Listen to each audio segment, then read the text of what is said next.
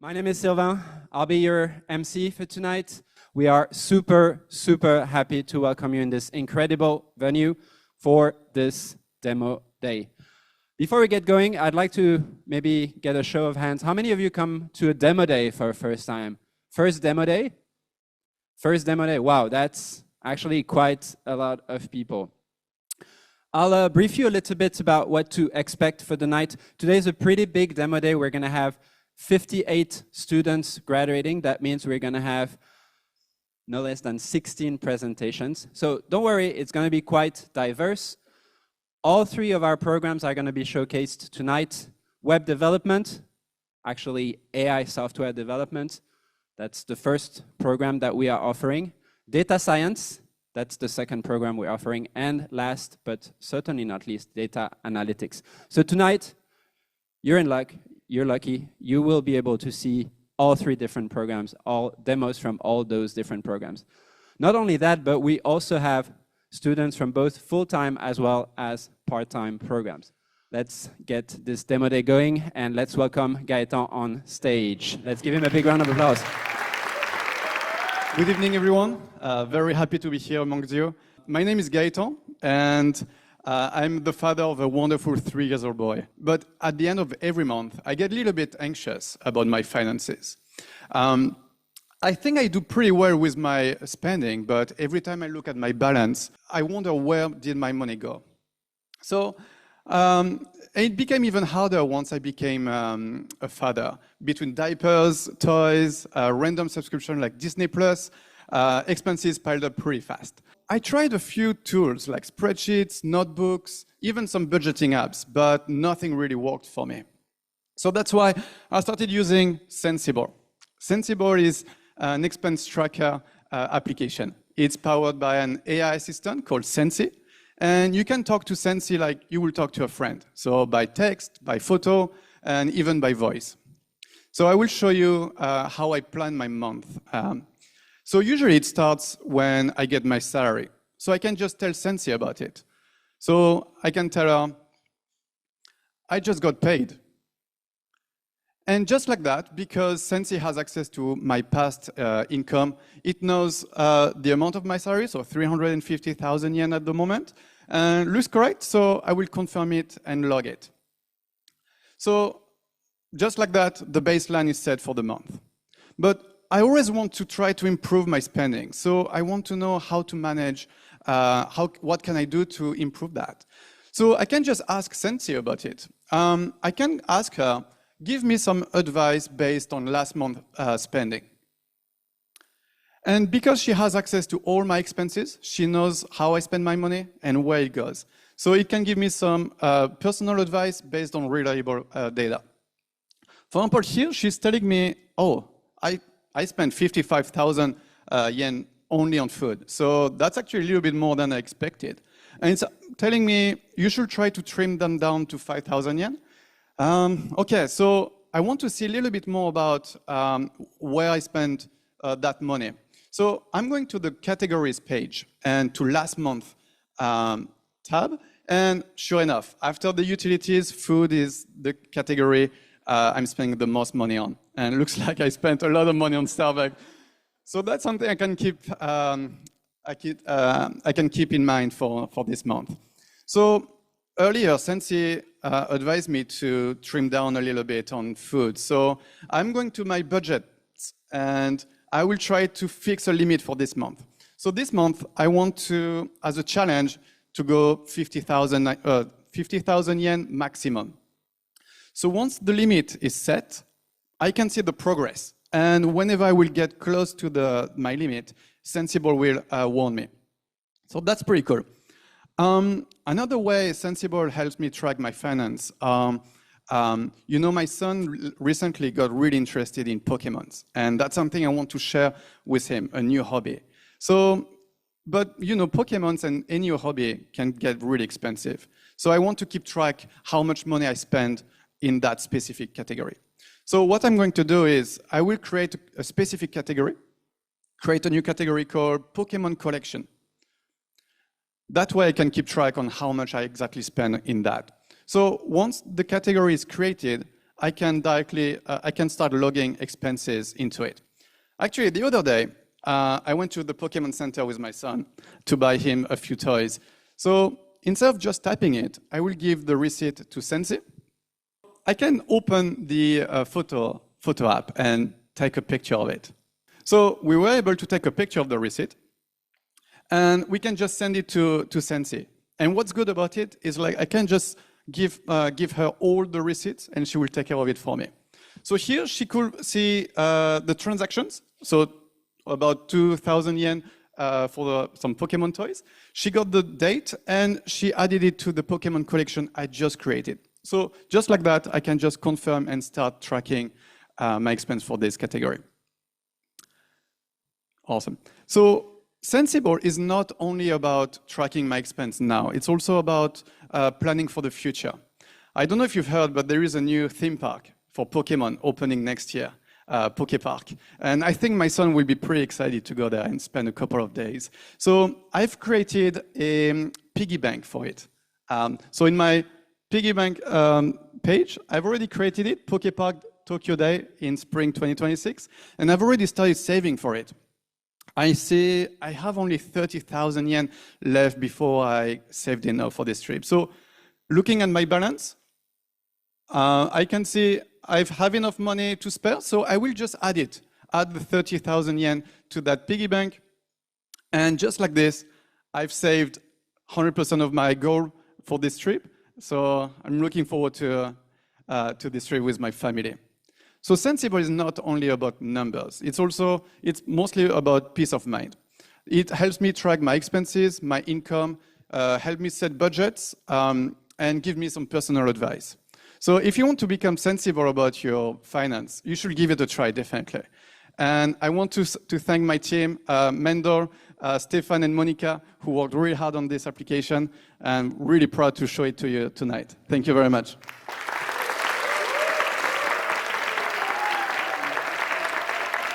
Moving on, this time around we have a data science project for you. They're getting ready. This is our first data science project for the night. Let's welcome Marcelo on stage for RoadSafe AI.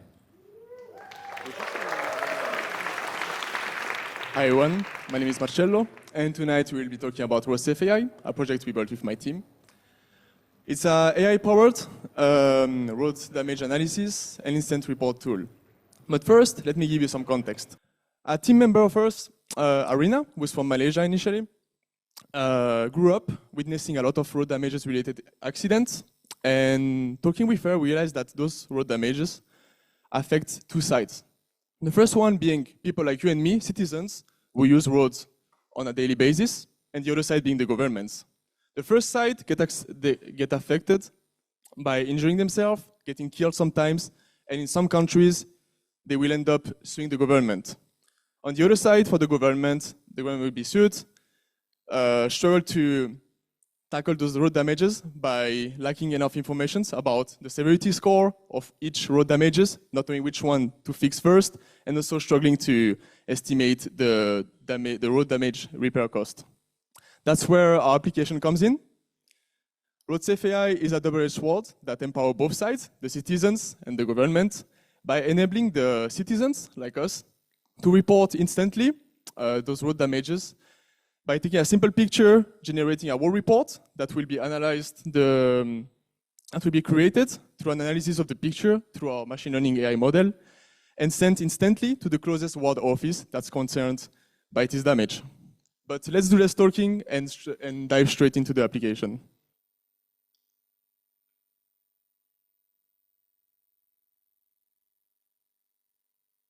Here, the user will have this simple landing page where they can upload a picture they just took. The picture will be directly fed to our AI machine learning model that we trained, which will return us two informations. The first one being the road type and the road quality. In this case, we chose a picture of a pothole taken in Kuala Lumpur. We can see that the AI predicted that it's made of asphalt and the quality of the road is bad, which is what we want because we mainly want to report damaged roads. After that, our software will directly locate the damage. If it's not the case, the user can freely pinpoint another location in case it thinks that it's not correct. After that, we will just click confirm. We will automatically find the closest ward office that's tied to this road damage, and we will pre-generate our report, including what time the picture was taken, where the damage is located, the severity score of those damage, and the user has the freedom to add an additional comment too. Let's just send the report and show you guys how it looks like. Here, this is what the ward office will receive: the picture, the severity type, the Google location, and the street concern. Another use case will be, for example, in this case, we had a really damaged road. But let's say some people try to report road damages that aren't that bad, for example. In this case, this road is neither perfect, neither too good, and neither too bad, sorry. So our model predicts with accuracy that it's still alpha asphalt, intermediate. It tells the prompt to the user saying, hey, this road isn't that bad, actually. Are you sure you really want to report it? Maybe the user, the citizens, really want to report a specific damage that's been there for a long time. In this case, he still has the choice to do so, even though the ward office will receive a notification saying that it's not a priority. Same process goes on. In this case, we don't have any metadata in the image, so we will just let the user pinpoint the location of the damage. After that, we have the whole report generated again. And in this case, for example, we could add a comment like, hey, this damage has been here for 6-7 months. And we just send the report. This was for a demo. Now let's just dive into how we came up with this model that can come up with this prediction. So we used a data set of 9,100 images that use road images classified in 2 categories. The first one is the road type, which goes from asphalt to concrete. And the second one is the road quality, which goes from very bad to very good. For the model that we trained, we used CNN-based classifier. We used a few of them, but the one we came up with the highest accuracy was the ResNet, the efficient net B7, sorry. We came up with 88% accuracy, which means that out of 10 predictions, 8 to 9 predictions are correct, which is pretty solid. But to come up with this result, we faced some problems. Our data set had very unbalanced classes. In this case, as we can see here, regarding the materials, for example, we had way more asphalt labeled classes for images, sorry, than concrete labeled images. And for the quality road, we had way more good labeled images than very bad, which is not really good for us because we're trying to predict with accuracy very bad and bad roads. So how did we tackle this problem? We did some pre-processing. We used a technique called oversampling, which simply consists of duplicating some information data in lacking classes to equate fairly all the data sets and train fairly the model, and also avoid bias towards majority.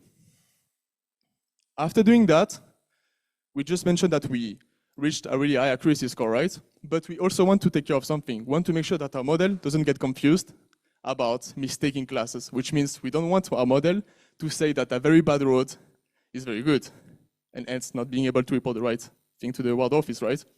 So we use what we call a confusion matrix. To make it simple, on the vertical side is what we expect, on the horizontal side is what we get. On the left side, you can see that for materials, we don't get a lot of confusions. But on the right side, with quality, we get a bit of confusions when it comes to very good and good, which doesn't really matter. And we don't get confusion when it comes to bad and very bad, which means that our model isn't only able to predict with accuracy road damages, but also doesn't get confused when it comes to make sure that the damaged road is really damaged. Of course, this is just a first project, but we have a vision for the future. In this vision for the future, we would like to have a fully automated pipeline that will not require any user input, which means we would have live recording videos, capturing all of these things automatically,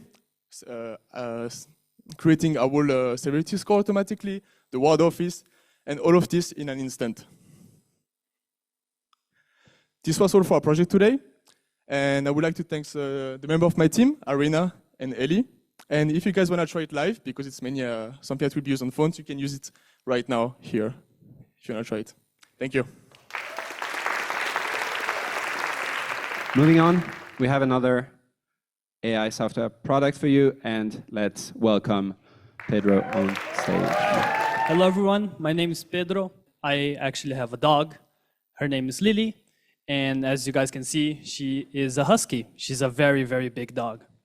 And as a dog owner, I know it's actually kind of hard to find places for you to take your dog, right? Especially here in Tokyo. So that's when I found PetSpot, which is a quick and easy app you can find that helps you find pet-friendly places. So you can just hang out with your dog, right? Anytime or anywhere you want. And today was actually pretty sunny. Well, not really, but let's pretend. So today was sunny, and I wanted to take my dog on a very nice walk. And I decided to go into a park. So let's just search for a park here. And I wanted the park to have a dog run and water, because she's going to be running a lot, and it's summer, so she'll definitely be thirsty. So I'll search for a park now. We actually got a couple of options here. Yeah, looks good. But since it's hot, I'll just take her to the closest one to us, which is Yoyogi Park. Okay, let me just have a look at the page from Yoyogi Park. Oh, okay, it's kind of close. Oh, it also has a trash can, so I can, throw away my dog's business, right? And it also has shades, so I can definitely just sit down and relax while my dog runs freely and have a lot of fun. And it was actually a really nice park. I really liked it a lot. I'll definitely want to leave a review for the place. And let's just say, well, it was actually quite big. So the park was spacious, and there were a lot of dogs there, other dogs that were also very friendly. So I'll definitely give it a 5-star review. Okay, and I'll also just save it in favorites, just to be sure that I can go there any time that I want, so I have it saved. I got a message from my girlfriend saying that she wants to hang out with me right now, but I just got out of the park, I'm with my dog, and if I take my dog home, I'll definitely be late to hang out with my girlfriend. Maybe I can just use PetSpot again to find a place that I can take both of them. So let me just have another search, right? And I'll search for a cafe. I want the cafe to have some beds because my dog's tired. I bet she's gonna sleep. And a menu, so she can actually just eat because I bet she's hungry. So let me just have a look. Okay, we got some locations here. Yeah, looks nice. Let me check this Inu Mimi Cafe. Looks like a nice place to go to. Let me check the reviews. What if the place is not that good, right? Oh, someone said that their dog didn't like the food. 2 stars. Yeah, I'm not going there. Let me just go back, see some other places. I'll go down. Okay, let me check this slow table. Oh, look at there's a dog there as well. Looks cute. Okay, let me look at the reviews, right? What if the place is actually just like Emu? Oh, okay, so it has 2 reviews. Looks good, in my opinion. So I'll just share this place with my girlfriend so she knows where to go. And I'll share this place, so now she knows where to go. Just go. Okay, and on the way to this cafe, I actually found another place that is pet friendly. And I would like for other dog owners to actually go and see if it's really good or not. So I'll just add a new place to this app, and I'll upload a picture so they know what it looks like. It will also give me the location automatically. And the name for this place is actually called Comunita. It's right next to Wagon, if you guys didn't know about it yet. And it's a restaurant. And this restaurant had some dog beds as well. It also had a pet-friendly menu. And it had some leash holders right next to the table, so you can have your pet with you, like at any times. And you can only have your pet indoors. So especially for the summer, it's actually good because it's very hot and you don't want your pet to, well, overheat, right? Yeah, so let me just create this location.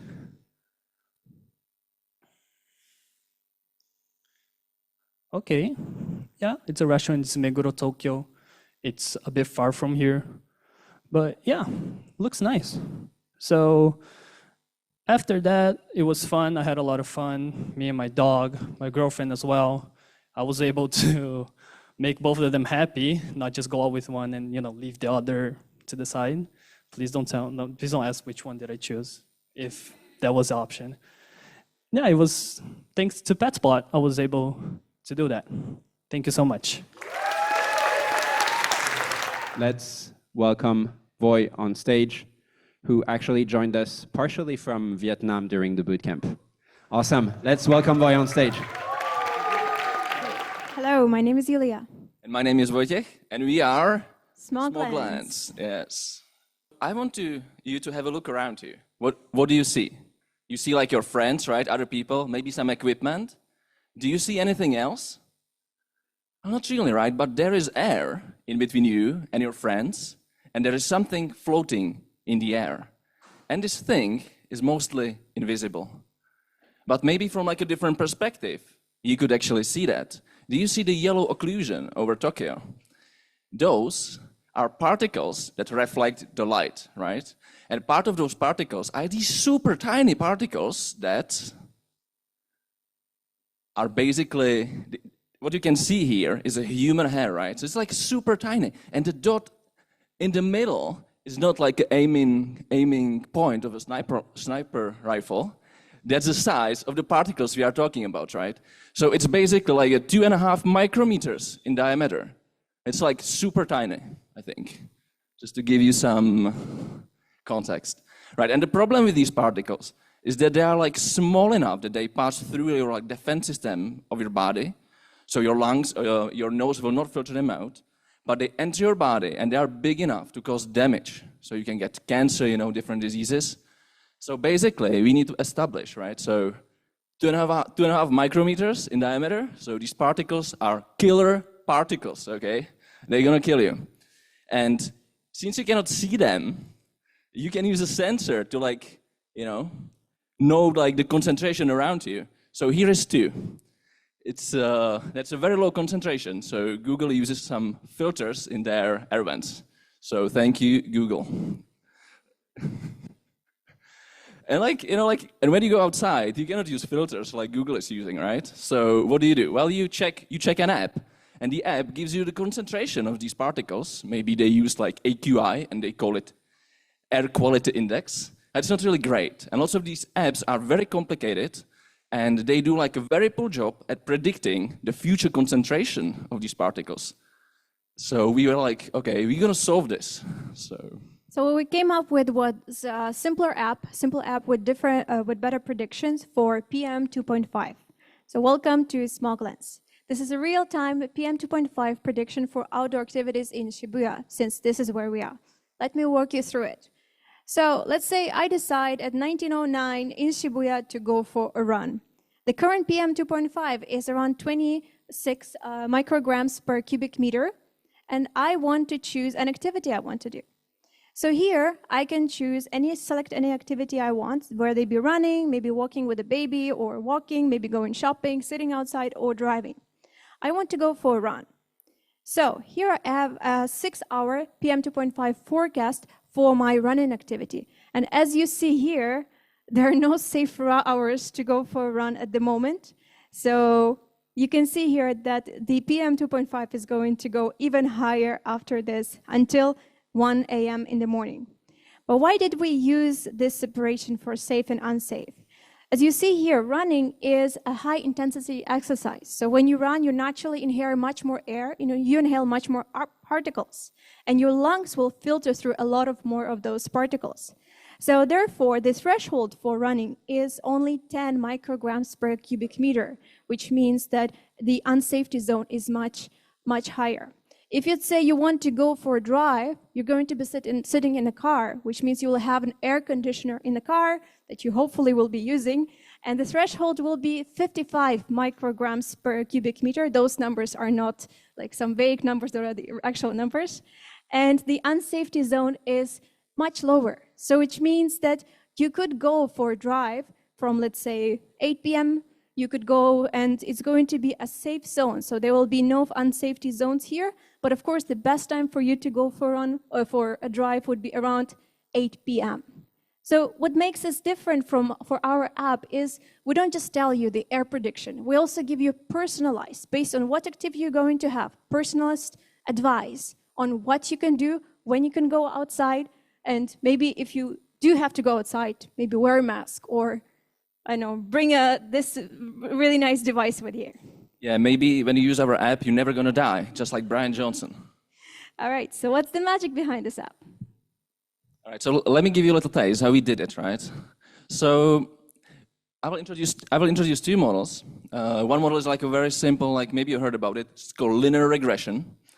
And so basically, like you take like the time series, localized time series for different spots in Japan, and you kind of process it and process it again, right? And then you feed it into the model, and then the model like gives you some prediction. This is like a baseline naive prediction, and we also trained like more advanced model.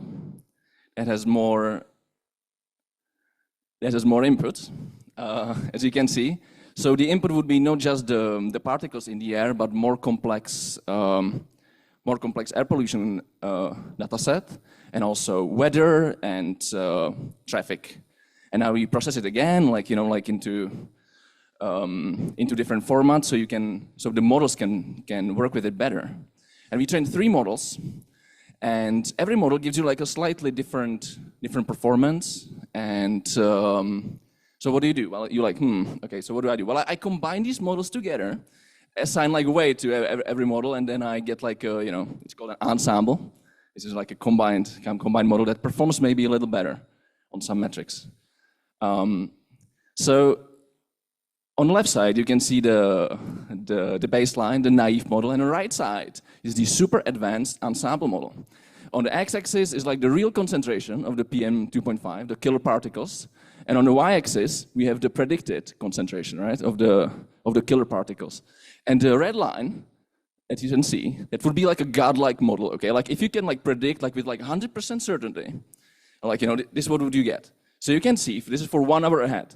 It performs kind of like well, right? Both models are kind of okay, it's not like too much scattered. But as we go like further, maybe 2 hours, 3 hours, right? You already see that the more naive model starts to like fall apart. It's much more scattered, and it's like, it will not really give you a good prediction anymore. And as you go further, you can notice that even like the more advanced model starts to fall apart. This is like 24 hours in advance, which means with our like models and the inputs, we cannot really predict reliably 24 hours ahead of time. Do you want to know more? One of the ways we decided to improve the model is because we've only focused on data in Japan, we have missed a part of the data sets, part of the particles that come from abroad. So we're looking at China, we'd look at different parts of data sets that we could use to expand our model and train on them to improve the predictions. Thank you, everyone. Thank you, Wagon. Thank you, TAs, for listening. And if you'd like to know more, please look at our GitHub. I think you're excited to dive into the next presentation. Let's welcome Phuong on stage, also from Vietnam. Yo, guys, what's up? Before I start ranting, just let me introduce myself briefly. My name is Phuong and I'm from Vietnam. And although it's not super obvious, but actually I'm a freelance personal trainer. And yes, now my job is awesome. I love my job. I'm not lying. And I get to work with amazing people, but managing them is a nightmare sometimes. And I'm bouncing between gyms and juggling schedules, while at the same time designing personalized exercise menus for each of them. And I used to do that all on Excel. Yep. So I type up a menu, I print it out, and I hand it to my clients and pray they don't lose it. That's why I started using Fitez. This is a fitness client management tool that helps me streamline my admin work while giving my clients a way better experience. Okay, so let's get started. On Fitez, first thing first, of course, I can see all my clients, their pretty face, their name, and also the number of workout plans we have built together. But let's be real, when it comes to fitness, one of the most important things that you really care about is your body metrics, right? And about this, let's check out Bruno, one of my clients. Yeah, so as all my clients, Bruno came to fitness because he loves his body. And he loves keeping track of his body metrics even more. But because of this, we used to have like giant stack of in-body results, paper sheets. And let's be real, it's really hard to compare the data and also to see the long-term progress, right?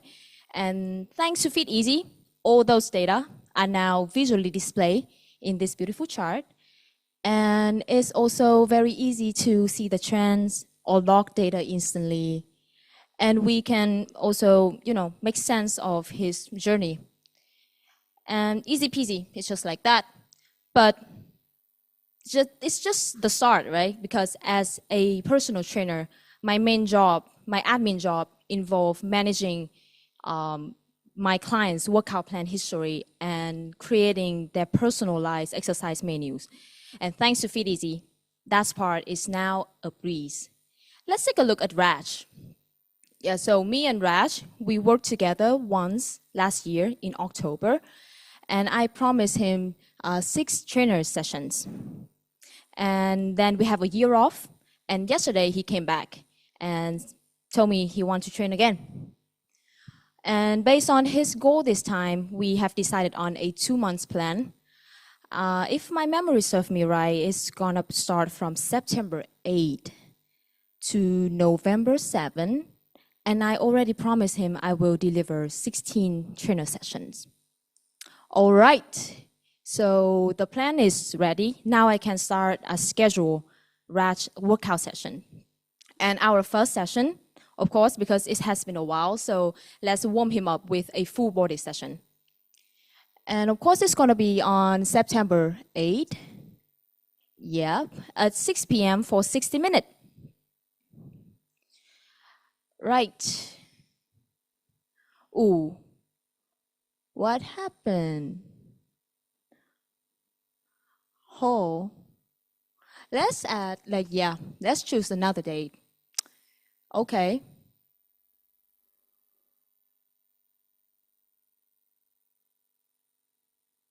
How about 12, let's say? See, Fitez even give me the error if I add a session that I have already booked with other clients. So I know that I can book another session when there's an error like that. And now inside the session, I can start going into the details and actually design the workout menu for Raj. And I think I should start with a exercise that targeting Raj growing belly. Sorry, Raj, I noticed that. So how about crunch? 3 sets of 10 reps sounds fine. Let's add this exercise. Okay, so the exercise has been added into the list. And now I want to add a leg exercise. But it should be something easy on the knees because I remember Raj had a knee surgery before. I could brainstorm it myself, but how about asking my teammate, Fitez, for some suggestion? Oh, forgot to introduce. Fitez is Fitez AI assistant tools, very helpful. But for me, he's kind of like a nerdy teammate. So yeah, guys, Fitez, guys, thank you. Yeah, and okay, I got some suggestion from Fitez already. He suggests me a single leg extension exercise because this one will actually train your legs, but still minimize the knee strain. Sounds pretty valid, right? How about the load? It's just 10 kg. Yeah, reasonable for Raj, the old man, weak knees. 3 sets at 12 reps. Sounds good enough. Let's add this exercise in. All right, and we have the exercise right here. And the great thing about Fitez is me and my clients now have the full exercise description inside the app. It's like you have a mini exercise dictionary in your pocket. So no more printout paper, no more taking note. Just very clean and clear guidance. And yep, I can add more exercise into this session, but for now, just to wrap up this prep, I can send Raj a quick note expressing how excited I am to be able to work with him again. All right, and as you can see, with Feed Easy, my job has get way easier, and my clients get a smoother experience, and that definitely will get them to come back for more. And I have more time to grow my business without drowning in the admin work. So Feed Easy is really making fitness easy, isn't it? Thank you, guys. And thank you to my team. Thank you to the TA. I think we're about ready to go with our next data science pitch. Let's welcome Lalida and Belle on stage. My name is Lalida. I'm here together with Belle, and we actually have our member joining us from Zoom all the way from Australia as well. Adrian, not sure if you see us. Hello, I can hear you guys. Okay. So we're very excited to share with you the app that we developed. It's called When AI Sees Litter. But before I start, may I ask you, who has been living here for over a year in Japan? Wow, majority of you, right?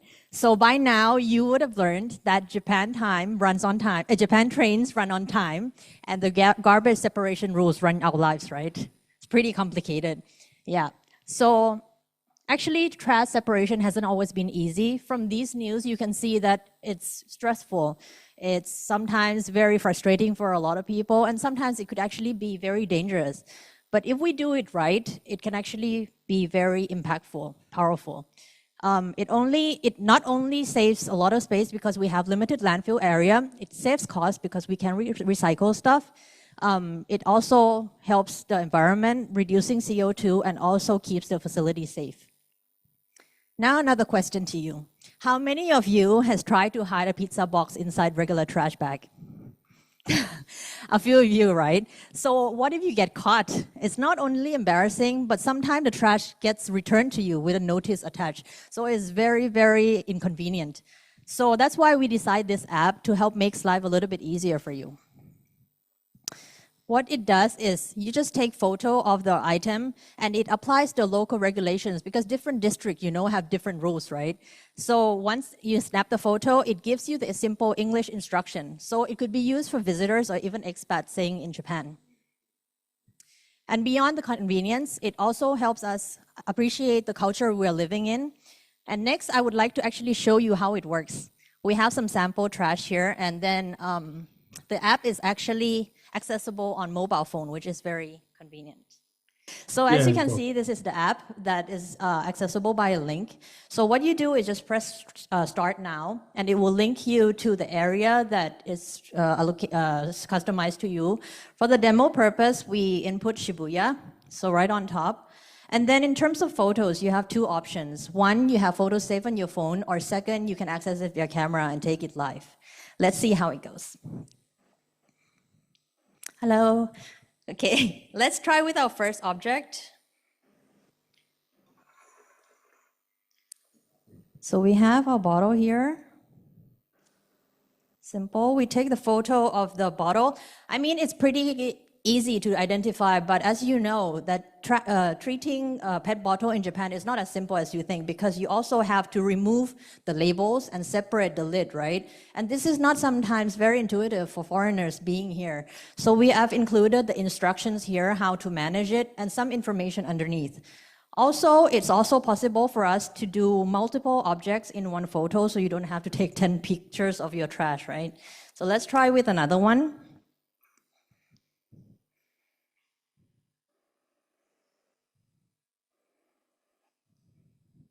Here, so this drink can also included in the photos, and also after the instructions of the PET bottle, you have the instructions on how to deal with the aluminum can underneath and what it does.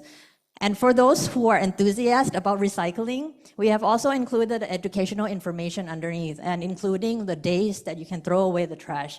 So it's pretty easily accessible, right? But let me pass on to Belle to tell you the stories behind how we come up with this app. Thank you, Lalida. Hi, you guys. Do you like our apps? Oh, thank you. But in fact, it's so painful to develop these applications. So let me introduce how we started it. First, we have to searching a lot of data sets. We need a good data sets to train. And we found out like the one we picked up is named tacos. This is an example for the taco data set. If you see the big pictures with the pet bottle, we tried to train this one at the beginning, but the result is so bad. We tried to think it with how we gonna do it. So we decided to go for the crop and the augmentation the image. You see that small pictures? Then we decided which model that we're gonna work. We tried to compare like several model and we finalized go for YOLO. Anyone heard about YOLO before? Hand up. Oh, that's incredible. Thank you. So like a YOLO it's open source and it's very powerful and also popular for like object detection and image recognitions. Let's go back to our project. After we have like the data sets, the model, we have to train.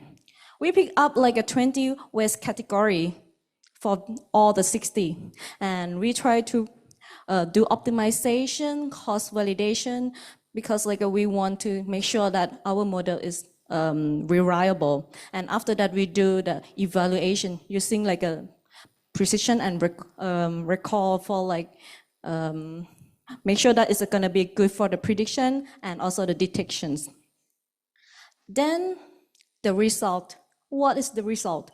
Oh, for the left-hand side, if you see here, the classification is look good. If you see like the blue line, it's the prediction and the true value is gonna be the matching. But when we try to like working on like the real photo at the first time, bah. You see the missing classification of the lid become like the can, and then like for even like here it's correct detection, but like the score is provide only 2%. It's so low. So how we check it? Like how we improve it? Then we think about like we adding like 20 categories is too much, and we have limit time only 1 month. We have to finish it. So that's why we reduce the number of categories from 20 to 3. And after we training, we hope like it's gonna be good result. We pick up like the 3 types. First is a pet bottle, can, and also styrofoam. Because like those of them that have the more photo compared to those others. Think about like if you have like a kid, you want the kids to study 20 languages and 3 languages. So of course, like 3 languages, the student gonna be learning fast and fluently at a shorter time. That's why we think like this is gonna be the solution that we can solve. Let's see like a final result. Bam! See? 2% become 83%. We did it! Yeah! So like this is the first step for like for our application. We want to like do more. For example, like increase more the categories. Of course, not just only 3. And also like we want to launch the application to become true, and also scale up like more city, not just Shibuya, because right now our demo just for Shibuya, right? But we want to expand more and multi-languages, like support for all you guys, like as foreigners here. But we want the resources. For example, the time, the image for training. But one thing that we want, money, budget. Who investor here? Show your hands up. We want an investor to develop this our app. Yeah, that's cheating. So like this is our journey. Okay, when you order takeouts or even buy things from Kombini, having your drinks, you don't have to worry anymore. Just snap it, sort it, and then you're done. Because life in Japan is too good to be wasted on trash. Thank you very much for your time. Thank you, team. Thank you, TA. Thank you. We talked about trash. I think somehow we want to stay within that realm and stay in that topic. So let's welcome Alonso on stage for Mondainai.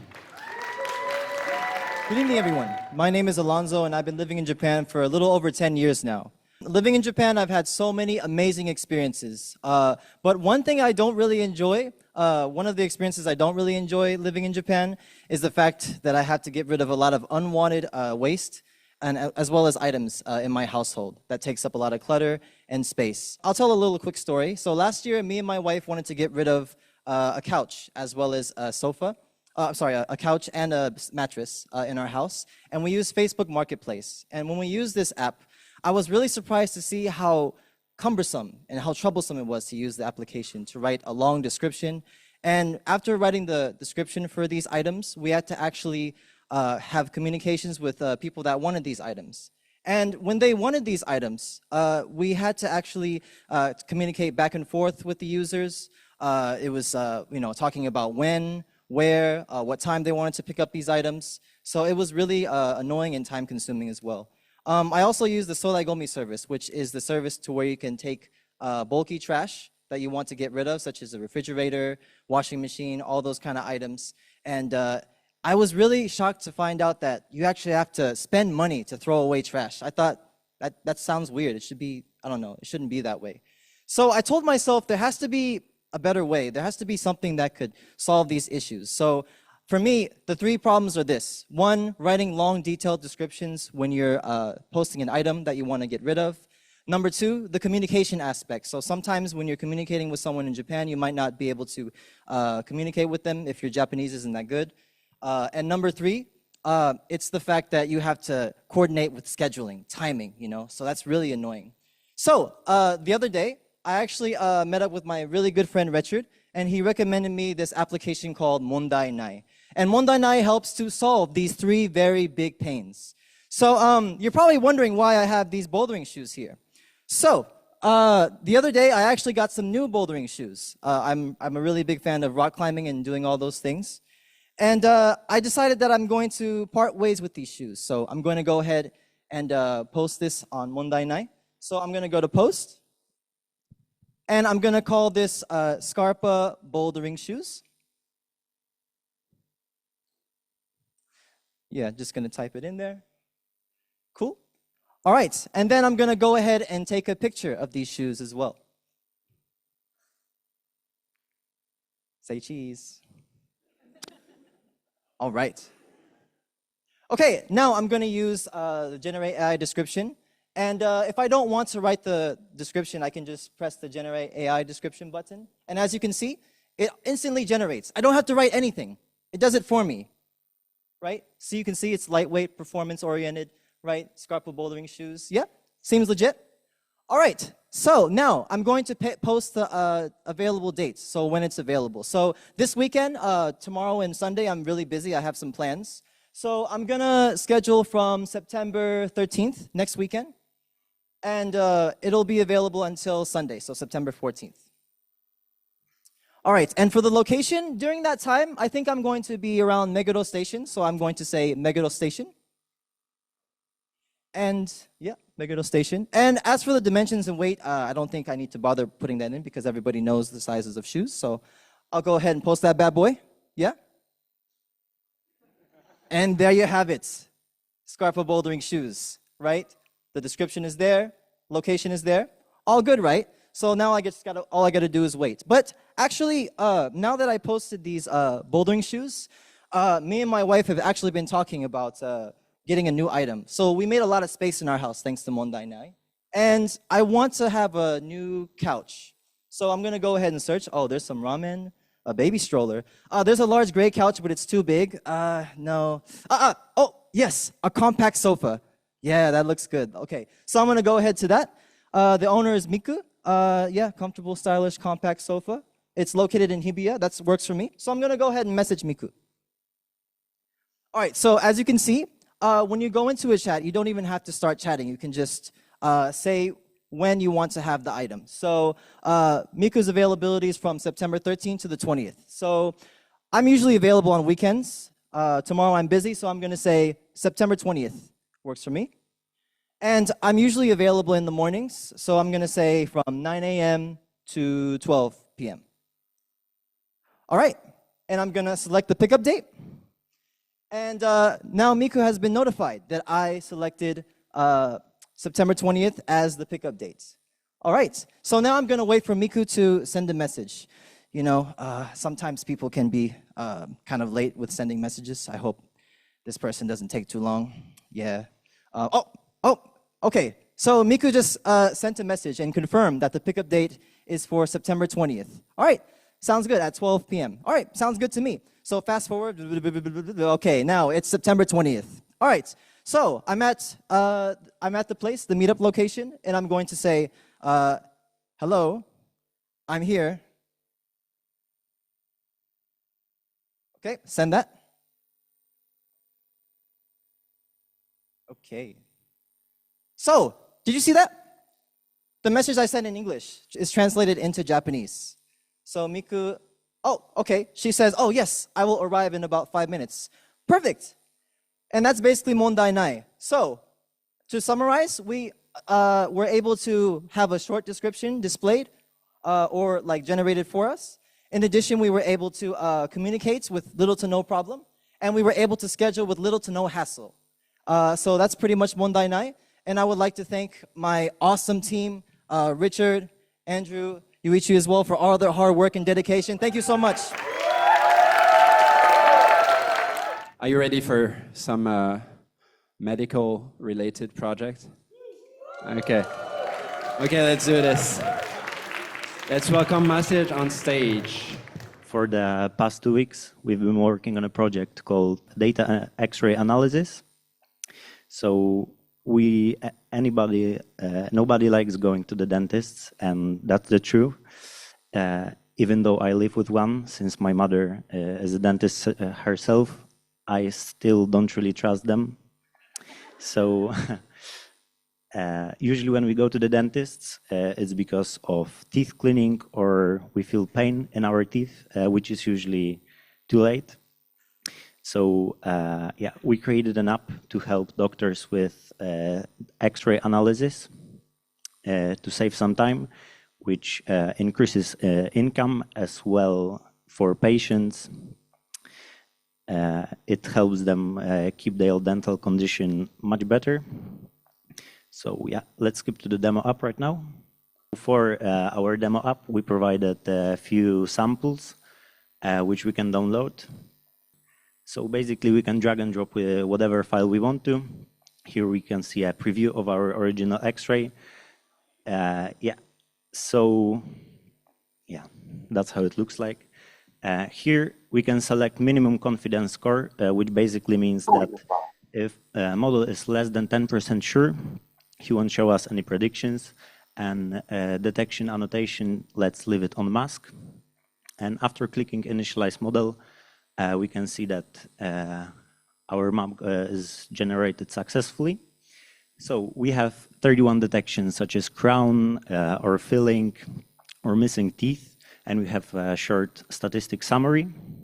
Down there we can see an X-ray image with mask predictions. So for example, here we can see that there is a missing teeth with 31% model accuracy.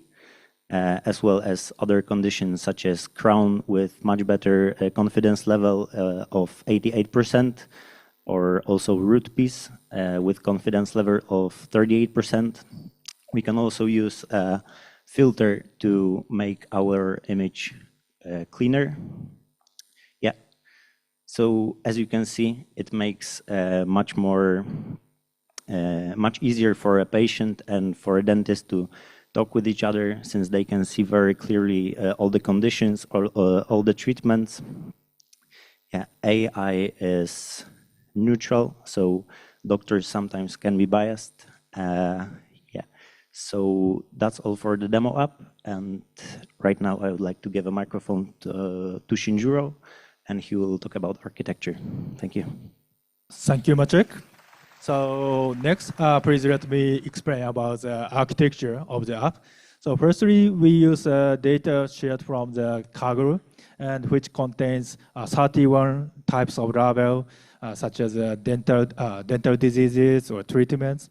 And we do training in my home server, and we use a model called YOLO again. And so YOLO is open source object detection. And since YOLO provides multiple predefined baseline models, so what we do is basically running apply fine tuning, and so that to adapt the models for our specific scenario. and put the result into a ML flow, then it makes it easier to compare between the model's performance. And we share the model with the backend side through GCS, and the backend side performs the prediction for frontend. And this is a result. And in the left side, you can find actually our model performance is better than the Kaggle's best model, and slightly better. But still, when we see the metrics, the number might not so good, right? It might not so, and let me share some background. So we found the model sometimes couldn't identify the classes and classified as a so-called background. And also sometimes model over-detected some classes where actually nothing happened, nothing existed in the model. So yeah, we have some incorrect classification related to background, so-called background. So if we exclude those two misclassifications, then performance is mostly between 93% and 100%. So yeah, which means once we get the classification, then misclassification, occurrence of misclassification among the given level is very limited. So not so bad. But again, in red color, if we see red color, number 8, retained root and wire looks extremely low. So please let me examine what those images look like. So this is an example of wire, so which means literally wire pressed over the tooth. And yeah, due to the limited test image, the model couldn't identify it so well. And this is another case, retained root, which means tooth has gone, but root is fully remaining. So it is called retained root. But we have another similar situation called root piece. Root piece means teeth has gone, but root partially remaining. So actually it is very hard to distinguish between them. And again, due to the limited number of the testing data, we couldn't have. So having more data and furthermore training would be beneficial. So lesson learned. YOLO model are very effective for object detection and segmentation. MLflow is useful for managing training results and evaluating them. While our model's metrics might not look high enough, but we can still provide some reliable insights for both dentists and patients. So this is our teammate. Maciek took charge of the front end, and she took charge of back end, and I did model building. So thank you for listening, and thank you, TS. Moving forward, we're going to be welcoming Reina on stage. Let's give her a big round of applause. If you ever search for restaurants in Tokyo, you'll know that on social media platforms like Instagram or TikTok, they're just full of touristy spots and not really where locals actually go. So that's why we built Tokyo Bites. It's a social platform for discovering restaurants through the people you trust most, your friends. So instead of scrolling through hundreds of random or reviews or posts, you'll only see a small trusted feed from people you actually know. So my friend Mizuki just made an account, so I want to search him up, and I'm going to give him a follow. And here I can see his favorite restaurants, all his recommendations, and even a map of Tokyo with just his recommendation pins on it. So it's like a personal food guide just from Mizuki to me. And since I'm following a few of my friends already, I can scroll through my feed and see where all my friends have been eating. And Antonio, I don't trust Antonio's taste, so I'm gonna skip. I'm not in the mood for a pub right now. And these look good, but maybe not for now. This one looks really good. I want to know more about this place. So here I can see more restaurant details, photos, tags, and even if my other friends have recommended it as well. And Sunny recommended it too. So I want to bookmark this for later into my wish list since my friend said it was so good. And here is my wish list page. And so this is basically like a short form page of all my places I saved, and I can come back when I need a recommendation in the future. But I actually had plans to meet my friend for a walk around the Imperial Palace, and I kind of want to eat out somewhere in that neighborhood. So if I zoom into Kanda, and I'm kind of in the mood for Japanese food. So, oh, this one looks good. And Ryan and Raj, oh my God, and Andriani and Scooter recommended this place. I need to try this place, so I'm gonna go here. And then time jump.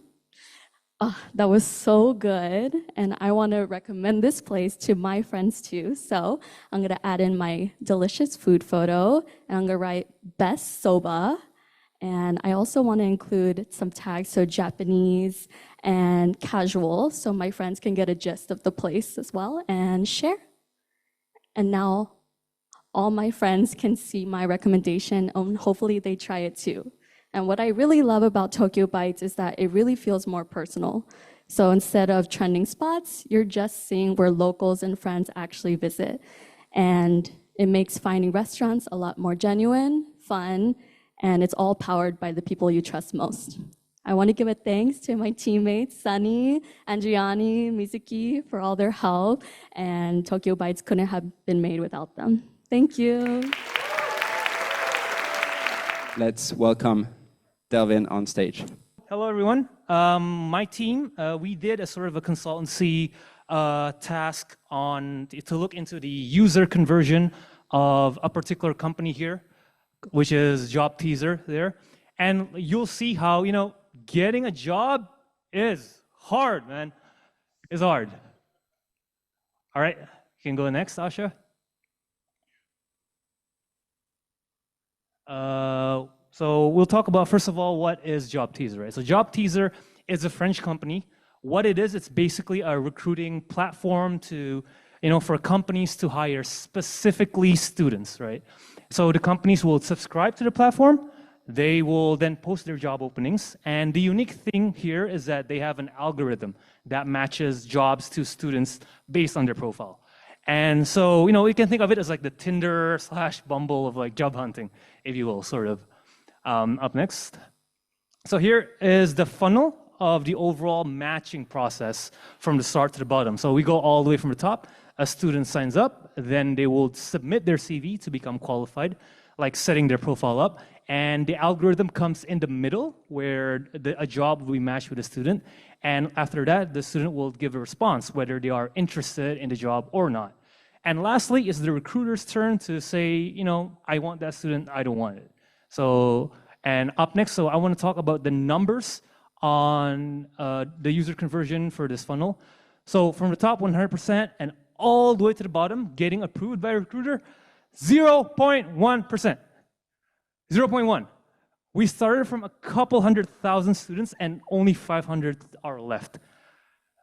So fellow graduates, keep your chin up. It's going to be rough.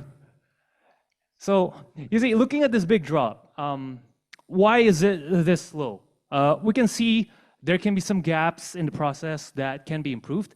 So my team have done a deeper analysis on each stage of the funnel to figure out what actions can be taken to help this abysmal user conversion. So first up, we want to see where the applicants are coming from. Okay, let's take a look at this. Job teasers candidates come from 27 countries, with the majority based in France, Spain, or Germany, and about 60% are from France. This is unsurprising given the fact the company was founded and has grown in France over the longest period. Now, looking at the talent pool, around 40% of candidates have background in business and 20%, almost 20% in engineering. With this in mind, Job Teaser represents a strong option for employers seeking business talent in France. However, for employers located in other regions or seeking candidates with non-business background, the overall number of qualified candidates may be limited, which can result in a lower matching rate. Next slide, please. Therefore, if Job Teaser aims to increase the matching rate, One approach to consider is expanding the talent pool by focusing marketing efforts on attracting students from other regions and diverse the fields of study. Okay, now let's take a look at the candidate side. The first step in securing a job is clear: to ensure your CV is up to date and uploaded to the system. Without a CV, the platform cannot effectively match the candidates with employers. That's how the system works. Our analysis shows that about 1 in 5 users drop off at this stage, even among active users. To address this, we recommend that Job Teaser's product team focus on simplifying the CV creation and upload process while providing clear guidance and support to help users build effective CVs. From the second level of the funnel, a massive 90% drop brings our user pool to only 31,000. That means only 1 in 9 applicants are successfully matched. But how many applicants does each job get, you may ask? Now, looking further into this data, we found out that there's about 5,700 job postings that created 48,600 matching.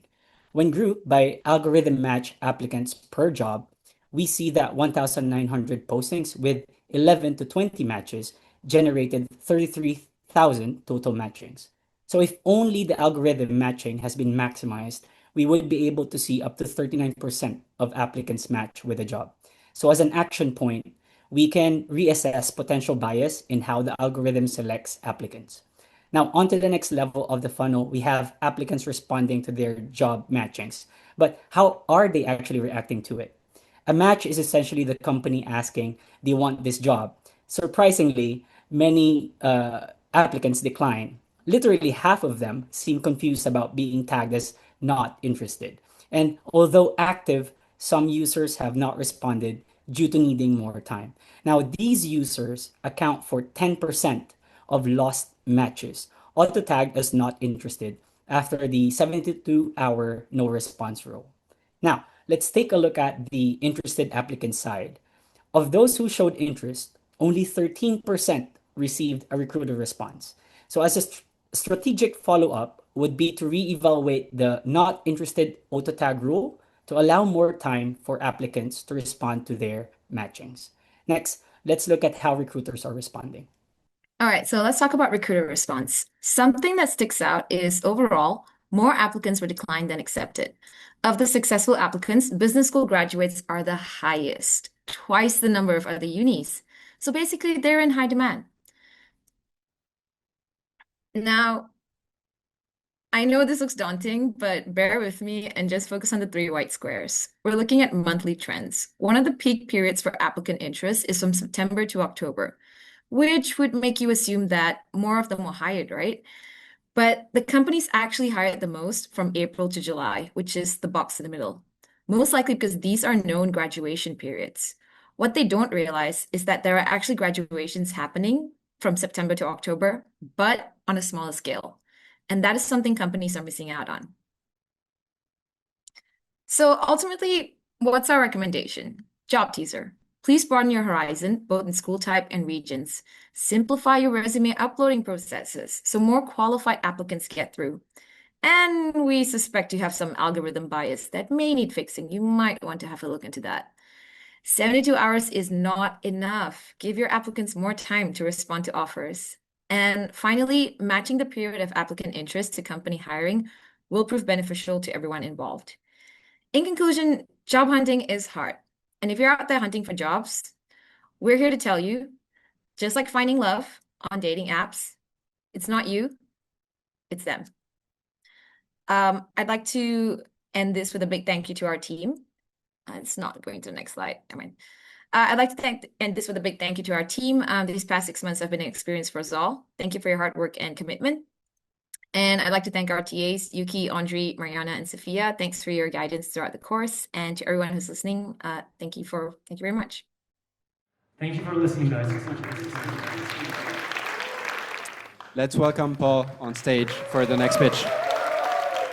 Apologies if I kill everybody's positive Friday night vibes, but I have some heavy relationship facts that I like to share. So 80% of breakups included poor communication as a factor, and 50% of the couples identified communication as the sole leading cause. As for myself, I'm happily married and would climb the tallest mountain for my wife, and I feel that we have a pretty strong connection. But after hearing these facts, I went to my older brother for some advice, and he recommended PureComm, a communication app that's designed to keep couples emotionally in sync. What stood out to me is how PureComm acts as a middleman by providing me tools to keep my emotions easily to be expressed, and it also breaks down walls that prevent open communication. For example, like cultural differences, personality differences, and for myself, one's mood. So let's go ahead and log in, because today I had a pretty rough day. I wasted my entire afternoon in a meeting with my sales team, trying to align expectations with our clients, and unfortunately, that meeting didn't really go as planned. So with that said, I'll do a mood check-in just to give my wife a heads up about how I'm feeling. So I'll check that I'm feeling exhausted and tired. I'll let her know that my day was bad, and I don't really want to talk about it. But I'll leave a short message letting her know that it's nothing serious and that I just had another bad day at work. And so since it's past 8 o'clock, she's probably getting my daughter ready for bed. And so I'll postpone when she receives this notification by 1 hour. So if we look at my dashboard, it's showing me that I have 2 unread check-ins from my wife. And it also gives me some useful information. For example, in the last 7 days, 71% of my check-ins were marked with tougher moods. And so that probably explains why I'm feeling so exhausted. And if we look at the bottom nav bar, it looks like I just got a notification that I received a new grievance. So a grievance, AKA a communication growth note, is just a simple way to share frustrations before they build up.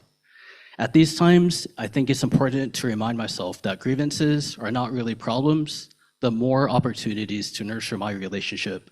So let's go ahead and take a look at that. And yeah, unfortunately, my wife's feeling disconnected because I haven't really been available this week. She mentioned that she wanted to talk about my daughter's upcoming Sports Day Festival yesterday in her check-in.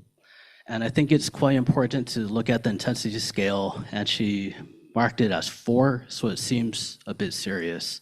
So let's go ahead and take a look at the check-in that I missed. And yeah, unfortunately, she had a great day, she was feeling happy, and she wanted to talk about how my daughter was so cute in her Sports Day Festival practice. She mentioned that the teachers asked us to volunteer, and she's really excited, and we need to figure out our schedule so we can help out. And so, yeah, I messed up. I must have overlooked the check-in since I had such a stressful week. But to be honest, I don't really have the energy, and I'm not in the right headspace to deal with this now. So I have a couple of options. One, I could come up with some excuse to avoid this conversation and avoid showing any vulnerability, or I can completely ignore it. But I can also utilize our harmony coach and explain the situation and get some advice on how I could deal with this. So let's go ahead and do that. And so I'll explain the situation. And the harmony coach is personalized and tailored to each user. So when my wife and I signed up, we had to enter a preferred love language and also take a short personality assessment that determined our temperament type. And with this information, the coach uses that to provide us the best guidance that it can. And so if we look at what it gave us, and yeah, it looks like it took my wife's personality traits into consideration. It suggested that I express how I feel and try to arrange a time for us to talk about that. And so what I can do now, and sorry, it also provides some example sentences that I can use to express myself when I can't find the words to do so. So let's go ahead and move on to the in-app messaging tool. And so this is a convenient tool which helps me separate potentially difficult relationship talks with my preferred day-to-day messaging app, keeping that stress-free. So I can easily paste in its advice and send that off, letting her know that I will make some time to discuss this when I'm ready. And nice, it looks like the message was received. And so with PureComm, it's not really a magic fix to solve my problems in the relationship. I think it's more of a tool to keep open communication by having my emotions transparent, and I think this is especially important with those that I truly love. Thank you. And so, sorry, quickly, I just want to thank my team members, Nai, Vince, and Harry. I'd also like to give a big thank you to our partners. Without your support, we wouldn't have made it through these 9 weeks. And full disclaimer, the user story was fictional. Thank you for being a good sport and agreeing to being part of that story. So, easy. Moving on, we're going to be making some music, I believe. And for that, we're going to be welcoming Baptiste on stage. I have a small confession to make. We are not here today to show you a demo of our project. We are here to sell you on a dream. What if you could make money while you sleep? My name is Baptiste, and today with Yuemeng and Nikita, we are going to show you our AI-powered Lo-Fi music generator, which is a tool we built for entrepreneurs to make extra money online. So there is this very famous YouTuber in France. You can see from the numbers, almost 2.5 billion views on YouTube for the past 10 years. And he has 15 million subscribers. But nobody in this room knows about this person, absolutely nobody. And the reason is, he's the creator of this music channel, Lofi Girl. Probably some of you guys know. Maybe when you were coding for the bootcamp, maybe you were listening to that, or maybe when you were studying. And actually, Lofi Girl, this company, is generating between 1 and 1.5 million US dollar annually, just from ads. Oh, thank you, Doug, for the honest reaction. Just from ads that they put on their channel. So he is a true entrepreneur that is making passive income. And these days, it's not only, so this guy is like the peak, right? But these days, more and more people want to make money online, right? Everybody has this dream. Nobody is really creating YouTube these days just for passion. They want, in the back of their mind, they want to generate money online. And us, we are on the other side. During a gold rush, we are selling the shovels. When everybody is trying to compete to make the best YouTube channel, we help to build a tool that will allow them to create music in an easy manner. So let me introduce you our music generator. So first, obviously the Lo-Fi Girl. The guy had a lot of talent. Not everybody, I don't know how to make music, right? So what we built is an easy tool that anybody, even a baby, even this little girl, can use how to create music online. And it's very fast. You can generate your first track in 15 to 30 seconds. Most importantly, especially these days with YouTube, it's copyright free. So you won't be struck by YouTube, you won't lose your ad revenue. And then finally, it's easy to download the music. So you can share it on YouTube, maybe later on Spotify. And now it's time to make some music. So from our website, you will be able to choose the duration of the music. Let's go with 10 seconds. It's just a demo. Then, because we played a lot with music, we created a lot of presets, of prompt that you will be able to choose from. This is like the best of the best that we figure out. But today, I want to create a special music with everybody here. So let's go with chill pop. But I'm gonna ask maybe you to choose the mood from the list. So choose anything you want. I could use some relaxation after that presentation. Okay, let's go for relax then. And I'm going to ask you, right next to you, maybe some atmosphere. What is something that you would like to create? Okay, let's go for the beach. Okay, and let's generate music. And while we are generating music, Yumeng is going to help us understand more about the model. Yeah, thank you, Bitez, for a nice introduction. While we're waiting for the music to generate, we're going to introduce the backbone of our model. So basically, the model is from the Meta Music Gen, which has 1.5 billion of parameters and trained on 20,000 hours of licensed music. The data set we choose for the model is from the Hugging Face, the Lofi, which has about 1 million of Lofi tracks. And we further fine-tune it with the Music Gen trainer. And for the result, we have the fine-tune model on 2,000 tracks of lo-fi, and also help the model to specialize on lo-fi music only.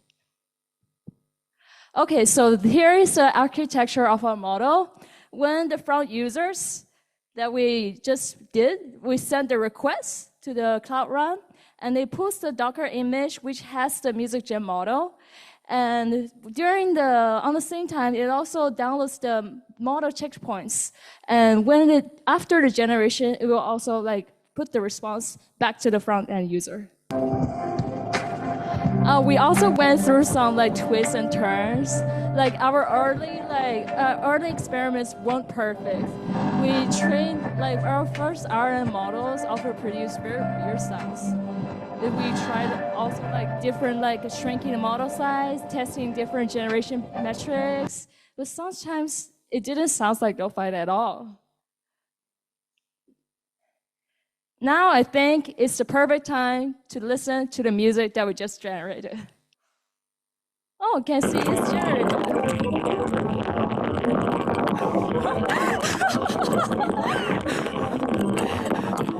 Yes. Let's try to generate one more. Okay. The beach? Don't the beach? Okay, no, the beach. Okay, let's back to the slides. Don't worry, we have some prepared tracks for you guys, such as this one. Nice, right? And this one, the Bossa Nova, is my favorite. It's pretty relaxing. Yeah. Okay. Okay. Let's try to give it a. Okay, it's generated. Nice.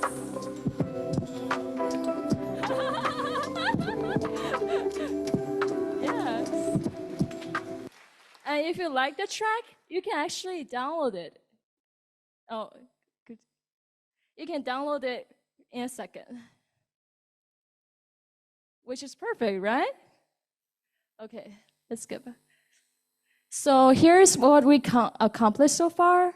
But furthermore, we will want to move from this school project to an actual business development. We want to replace the Streamlit app with a public domain and provide an available and stable platform for users. And for the business model, we will try to use the free trial system with the generation limits and also the credit system for additional generation and downloads, which has a very good try for the users for free. And thank you for my team members, Bitez and Nikita, which helped us this project come true, and also helps thanks to our teachers. Thank you for listening. Thank you. Next up, I'm sure we have some Web3 folks in the audience. And if we have some Web3 folks, you are going to love the next product, the next application. To pitch this one all the way from Thailand, we're going to have Louis. Let's give him a big round of applause. Let's welcome Louis on stage. Hey guys, my name is Louis. I'm a crypto trader. I've been doing it for some time. I have my own style of trading, but I'm still learning. So why do I trade crypto? Well, the main reason is I don't have to keep going to an exchange to trade and keep providing my ID. And I have full custody of my funds because it's all held in a wallet. So trading is all about making decisions. And there's a whole like process behind that. And the problem with decentralized exchanges is it's really user interface heavy. So there's a lot of data and I get really overwhelmed. So I found Market Sensei and I use it because it's lightweight and yeah, it simplifies my trading process. So when I use Market Sensei, the first thing I do is I like to see what chart looks interesting. Right now, Ethereum USDT looks pretty interesting. If I zoom out here, I could see that it's trading along a trend line. So maybe I'll be looking for a trade to buy off of this trend line and hope for the price to go up. Okay, that looks interesting. I also see there's a relative strength index. I've heard of it before, but I don't know how to use it. So the relative strength index is basically this indicator right here. Okay, so I'm gonna ask the AI assistant here about how can I use the RSI. RSI is short for relative strength index. How can I use the RSI for my trading? So Sensei, which is the AI trading assistant, says if the RSI, which is around 55 and 53 right now, goes above 70, it means to sell. And if it dips below 30, it means to buy. So the cool thing about Market Sensei is I can create an alert to tell me when that actually happens. So I'm going to create an alert here. I could give it a name, description, and I'm going to give it the condition. So less than 30 for the RSI.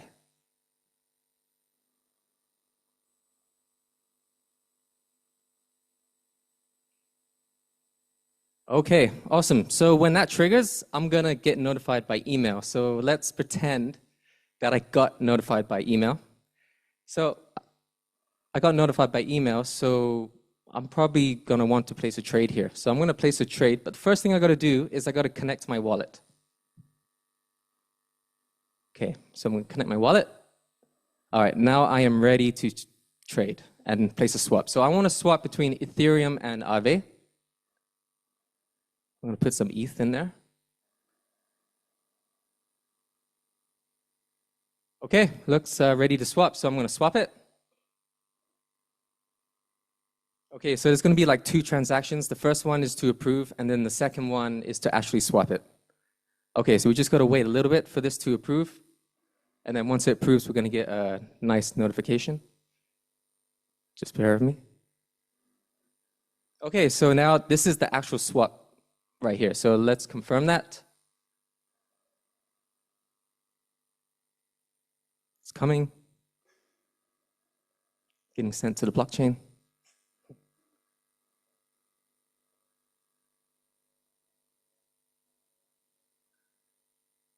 Just a little bit more.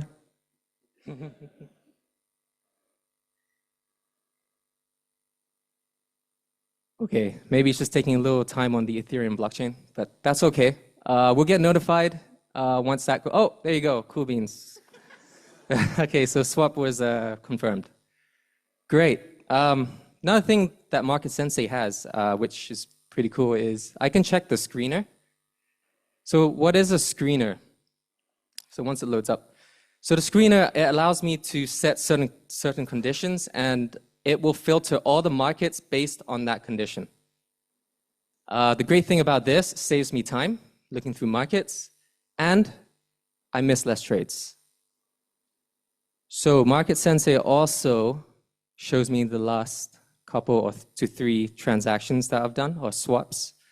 But if I want more insight, I can check out my portfolio. So in my portfolio, I can see an overview of how I'm doing on my trades. I can see my wallet overview, and I can see my trade history. So the great thing about this is I can use this information to see where I need improvement and where I'm doing good. Cool, so I'll just go back in the dashboard here. Yeah, so that is how you get yourself a Lamborghini.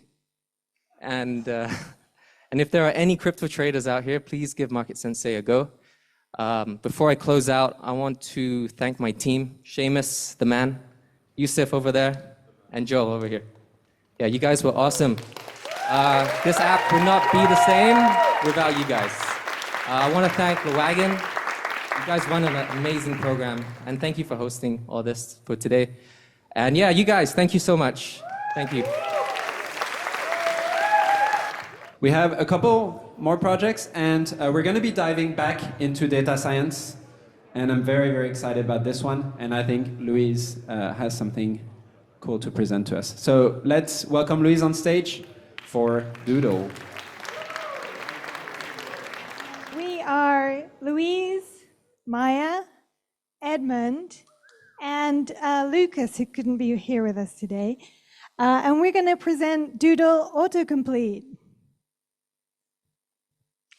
So the motivation for our project was thinking about if you're going to present or teach people complex information, oftentimes you want to spatialize that into diagrams to make complex information easier to understand, such as data science. But we're left on a whiteboard with a trackpad, which is really difficult to draw with.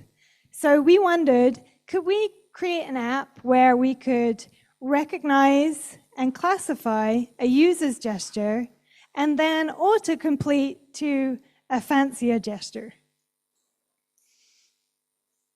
And this is a data science question and a machine learning question because every time the user makes a gesture, it's very organic, it can vary a lot. So in order for us to work on this process, we needed to build a data set and take the pixels. So basically every pixel has got a grayscale value between 0 and 255, and that allows us to see a unique pattern of pixels in every image. And what we wanted our model to do was to be able to generalize that pattern. So we needed hundreds of thousands of data points in order to make that generalization in the pattern. And the data that we use was twofold. So we use the Google Quick Draw data set,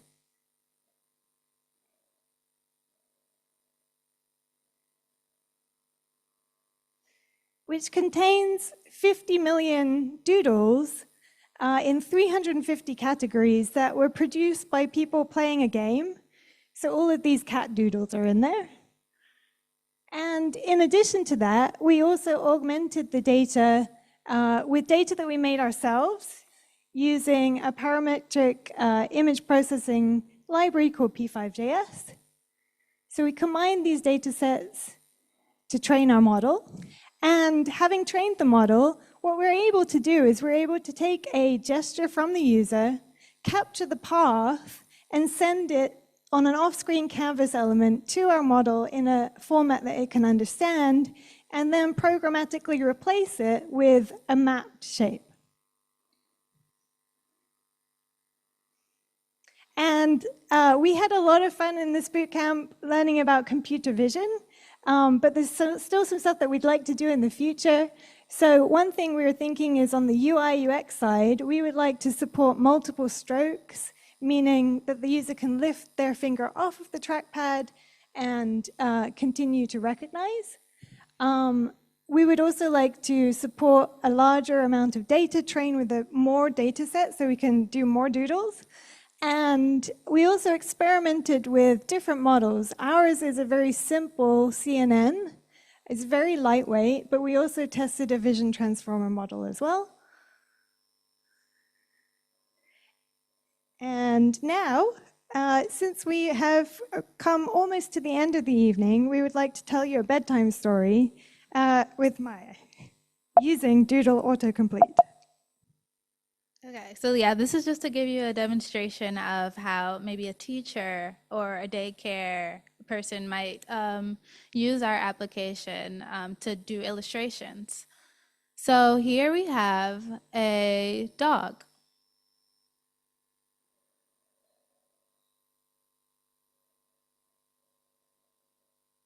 And the dog is playing with its favorite ball. One day, down comes a bat.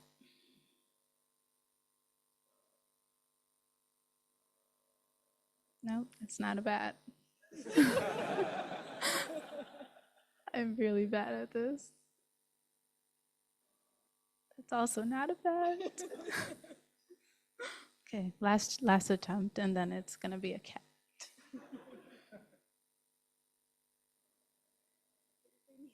Okay, we need a cat. It's been a bat all afternoon, I promise you. I used to be able to do this. Okay, now it's a bat. Okay, so this mischievous bat comes down and steals the dog's ball. Oh no. And he wants to hide it somewhere that the dog will not be able to find it because he just has something against this dog for some reason. So he flies away. And he's going to go so far away. So he's going to put it across a very wide and stormy ocean. Nope, that's a rectangle. Okay. It's not, okay. And across a very tall, oh my goodness. Across a very tall mountain. And then finally on top of a tree.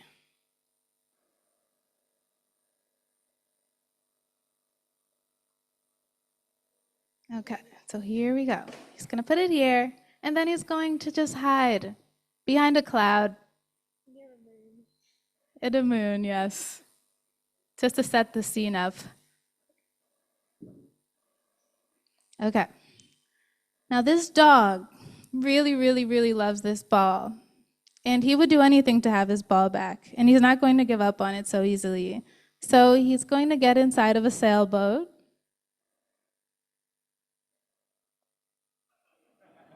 Very nice sailboat. And he's going to go across this very, very, very stormy ocean. Next, he's going to get into a car. This is a car, I promise.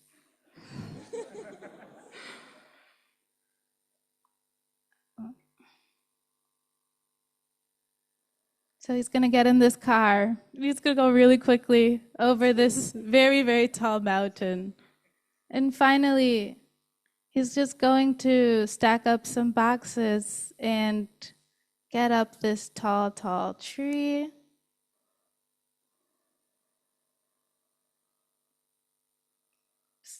Here we go.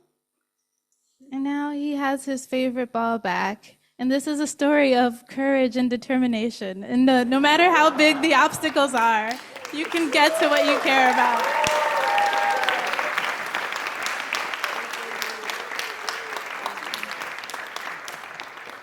So I'd like to thank Maya and Edmund and Lucas and our wonderful teachers, Ben and Andre, who's not here, and our wonderful TA, Gabriel. Thank you so much. Moving on, we're going to dive into Soulbound with Antonio. So let's welcome Antonio on stage. My name is Antonio. Nice to meet you all. So I've been always struggling with focusing, keeping up my tasks, even sticking to a routine, or just keeping up my hobbies.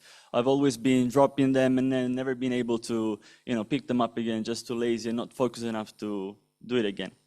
That's when I happened to stumble upon this beautiful application that is called Soulbound, which helps you organize and schedule your routine, or if you do have a long-term goal, and which is exactly what I need. And it also is gamified. It looks like an RPG, which is what I love. I'm really into gaming, so this is what really got me into trying this application.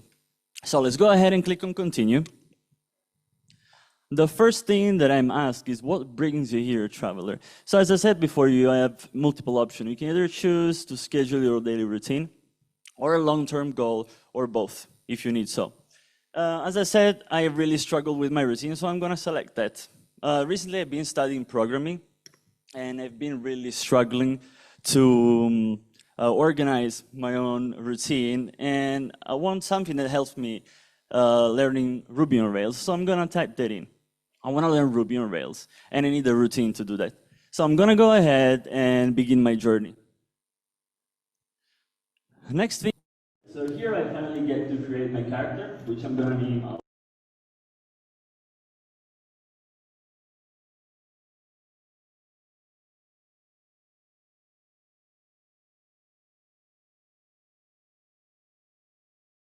here because who doesn't like magic, right?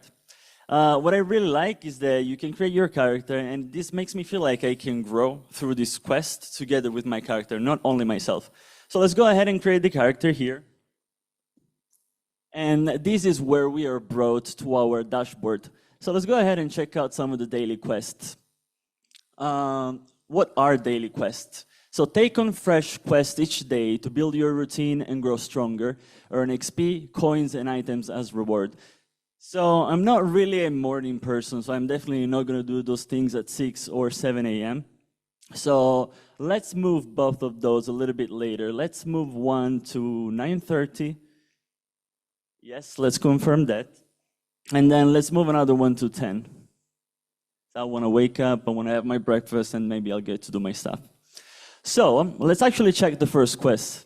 It says, review and recite. Early morning hours called for reflection. Review your progress and recite the ancient lore of Ruby on Rails. So this sounds to me like the perfect way to start my routine and get into Ruby. So now that I've done that, let's actually complete it on the application itself. Nice. The guild awards you 100 XP and 300 coins. Now, we only got a common rarity item, which is better than nothing, I guess. Let's close this up, and next, let's check out the character tab. So, I have two items. I guess one was given to me when I created my characters. Now, I'm a mage, so I don't really need a sword. So let's keep the potion over there, and see if we can sell the sword. Right, let's sell it for 2,000 coins. And next, I want to go check the stores. So maybe after selling these, I got a few more money and I can purchase something. Let's say if we're lucky. So the store looks neat. The Wandering Satchel. Pretty RPG-ish, right? So everything I'm seeing is quite expensive and we're quite broke. We can get the Potion of Arcane Fortitude, I guess, over there for 12,000 coins. Let's go ahead and purchase that. So we can start customizing our character and making it cooler for our journey ahead. Let's go back to our character tab. Equip that instead of the old potion that we had. And let's sell the old potion. Yes, for 1,800 coins, that sounds good enough. Now, I feel like I want to purchase a few more slots because eventually I will have more equipment. Let's go ahead and buy that. Whoops, looks like I don't have enough coins. So let's click out. But before I go back to my quest to get more coins, let me actually check the tavern. So here I guess I can see a few of the users that are doing their daily quests. I can see their names, I can see their level, their coins, but most importantly, I can actually see their items. So let me check this vampire here on the left. Let's inspect one of his items. Right, cool. So this is a legendary rarity and it's quite expensive. Obviously, I cannot buy and afford any of these things, which means I've got to go back to my daily quests and do more of them, grind them, stick to my daily routine every day so that I can get more coins, more XP, and then I can afford to buy those items and make my character cool. But before we dive into other daily quests, I actually want to check the side quests there. Want some extra adventure? Take on quests from fellow adventurers for bonus rewards. So I'm guessing the side quests belong to actually other users' daily quests, and they're more like suggestions for me to pick up. For example, let's look at some of them. Morning stretch rituals. Awaken your limbs with gentle stretching to awaken your spirit and prepare for the day ahead. Right, I have never been into stretching, but I think this is a nice opportunity to start doing that. So from now on, I'm gonna stretch every morning. So let me go ahead and accept this quest. Cool, so we got more rewards, more XP and more coins. We were still not really lucky with the item that we got, but I guess it just means that I gotta keep doing my daily routine every day. This is really gonna help me stick to it, and finally I maybe will be able to learn Ruby on Rails. And I guess I just got a quest for my best self.